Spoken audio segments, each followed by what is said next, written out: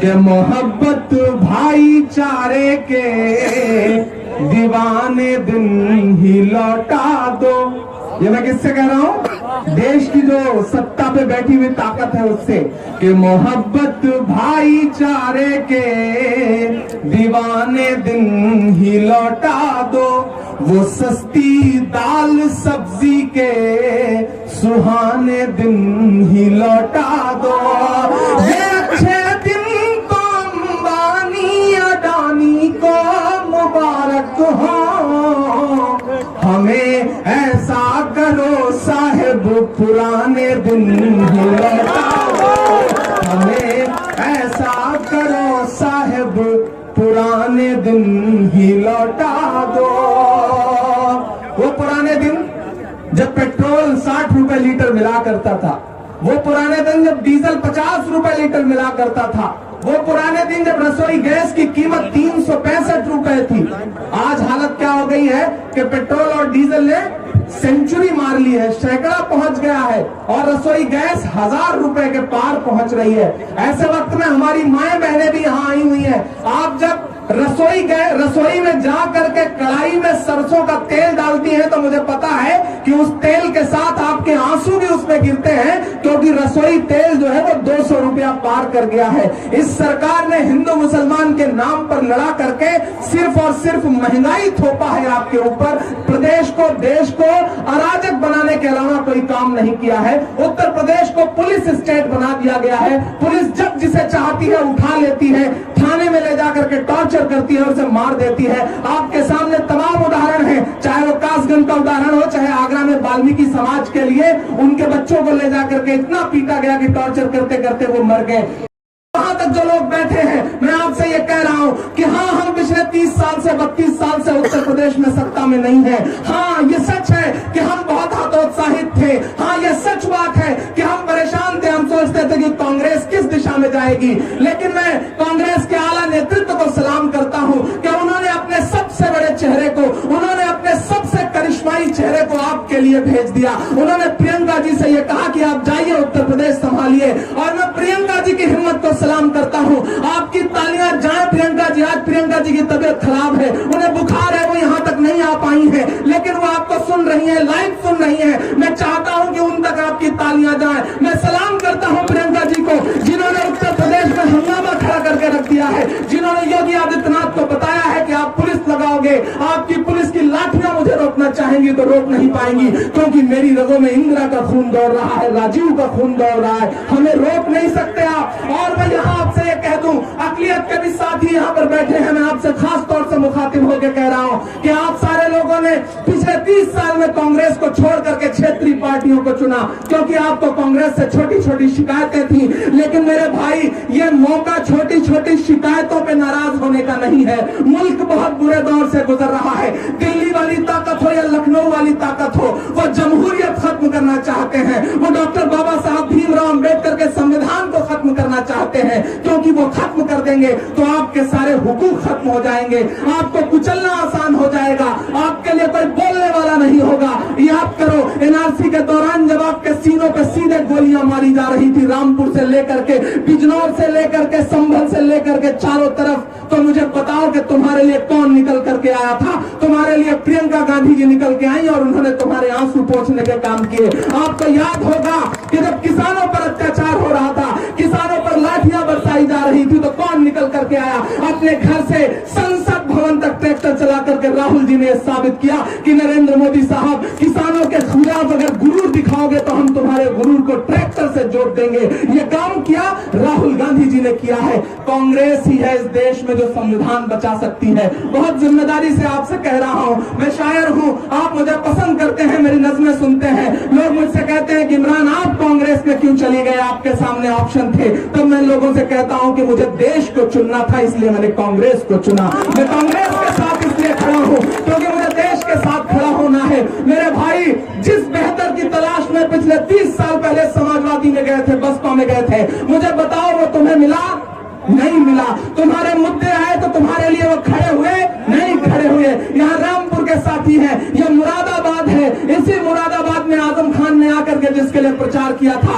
आज स्थिति यह है कि आजम खान जेल में है तो उन्हें कोई पूछने वाला नहीं है। मैं दूसरी पार्टी में हूं, मैं कांग्रेस पार्टी में हूं, लेकिन जब मुझे लगा कि जौहर यूनिवर्सिटी पर जुल्म हो रहा है, आजम पर जुल्म हो रहा है, तो पहला आदमी हूं जो वहां तक गया था। मेरे जाने के बाद अखिलेश यादव जी को मजबूर होकर के वहां जाना पड़ा था। इस बात की आप लोग गवाह हैं। अरे जो आजम खान के नहीं हुए वो आपके क्या होंगे? आजम को जेल भिजवा के आजमी को दौड़ा रहे हैं। उनका काम ही है एक को अंदर कराओ, दूसरे को आगे लाओ, क्योंकि वो नहीं चाहते कि आपकी रहनुमाई खड़ी हो। मैं आपसे ये कह रहा हूं कि कांग्रेस के अलावा कोई इस देश को लेकर के नहीं चल सकता। मैं दामन फैला के आपसे कह रहा हूं कि एक बार कांग्रेस के साथ आइए। ये जो प्रतिज्ञाएं प्रियंका गांधी जी कर रही हैं, ये सिर्फ किसी वर्ग विशेष के लिए, किसी धर्म विशेष के लिए, किसी समाज विशेष के लिए नहीं है। वो महिलाओं की बात कर रही हैं। वो कह रही हैं कि लड़कियां अगर इंटर पास कर जाएंगी तो हम उन्हें स्मार्टफोन देंगे। स्मार्टफोन का मतलब टच वाला फोन।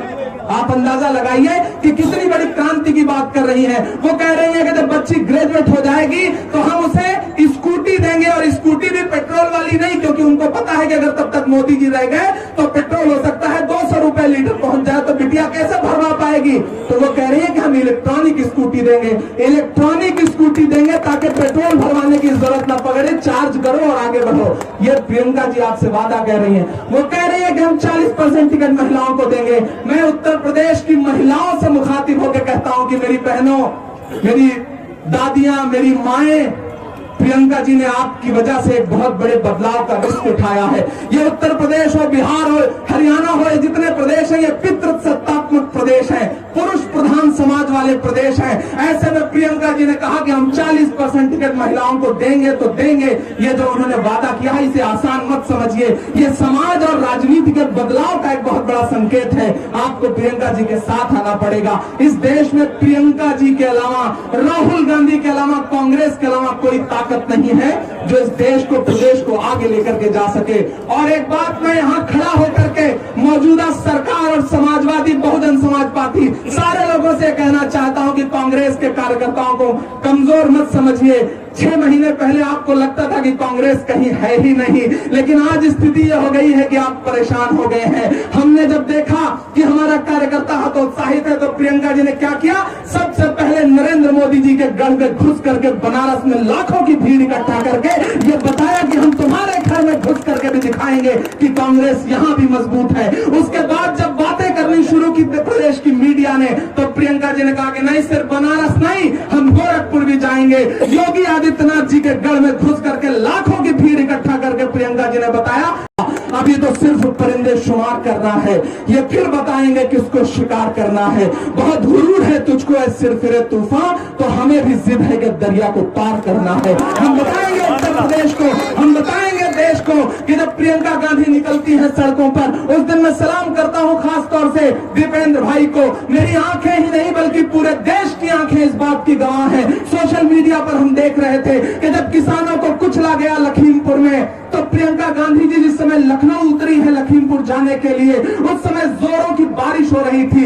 किसान कुचले गए थे तो ऐसा लग रहा था कि आसमान भी रो रहा है उनके लिए। तेज बारिश हो रही थी और प्रियंका जी निकली है तो एक तरफ धीरज गुर्जर जी गाड़ी चला रहे थे और एक तरफ दीपेंद्र हुड्डा जी बैठ करके प्रियंका जी के सारथी बन के कह रहे थे कि इस लड़ाई में हम कदम कदम पर आपके साथ खड़े हैं। एक बार मैं चाहता हूं कि इन दोनों शख्सियतों के लिए जोरदार ताली बजाइए, क्योंकि उस दिन उन्होंने ये बताया कि हम 4 लोग हैं तो क्या हुआ, हम सिर्फ 4 लोग योगी आदित्यनाथ की पूरी पुलिस पर भारी है। और आपने ये देखा कि प्रियंका जी को डिटेन करके रखा गया, 3 दिन उन्होंने डिटेन करके जेल में रखा।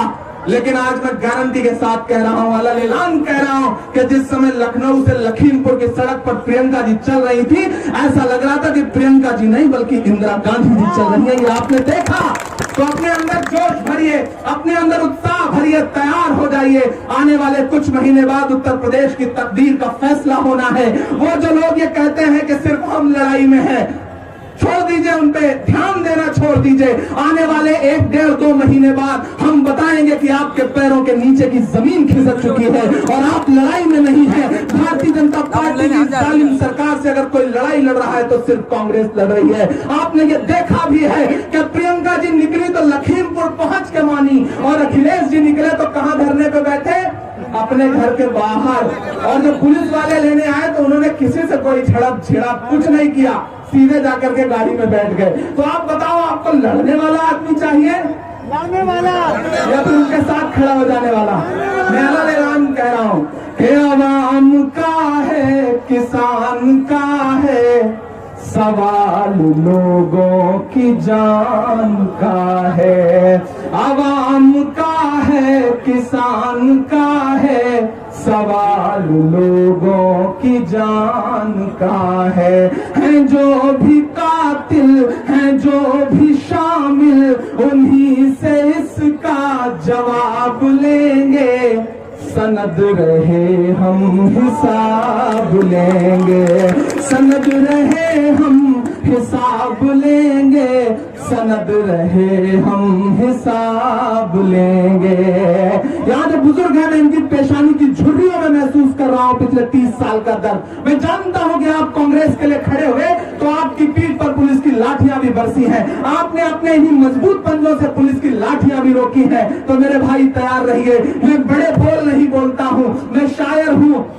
हिंदी साहित्य कहता है कि कवि और साहित्यकार की जबान पर सरस्वती विराजमान रहती है। मैं यहाँ खड़ा होकर कह रहा हूँ कि मैं बड़े बोल नहीं बोलता, लेकिन मीडिया के साथी नोट करें कि आने वाले दिनों में उत्तर प्रदेश में बिना कांग्रेस पार्टी की कोई सरकार नहीं बनेगी। ये हमारा दावा है, ये हमारा वादा है कि जमहूरियत को कुचलने वाला ये काम तेरा नहीं चलेगा। मैं मुखातिब हूं लखनऊ वाले से कि जमहूरियत